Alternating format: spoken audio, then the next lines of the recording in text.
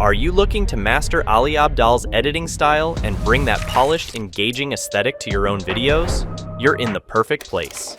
In this comprehensive 5-part tutorial, I'll guide you through the key elements that define his editing techniques. This breakdown will equip you with the tools and insights needed to emulate Ali's distinctive approach while adding your own flair.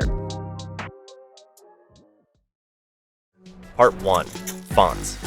Fonts play a crucial role in establishing the mood and clarity of a video, and Ali Abdaal's font choices are no exception. Mom's Typewriter. This nostalgic and bold typewriter-style font is typically reserved for headings or titles in his videos. It immediately draws attention to the video's main topic, creating a vintage, intellectual feel. Nitti Typewriter. Another typewriter-inspired font, Nitti Typewriter is used for key sentences or quotes. Whenever Ali wants to emphasize a specific idea, this is his go-to font. Montserrat. A smooth and modern font, Montserrat is used consistently for captions across Ali's videos. It's easy to read, minimalist, and pairs beautifully with rounded backgrounds. Its versatility makes it suitable for a variety of contexts, ensuring the captions remain legible and aesthetically pleasing. Temeraire Display.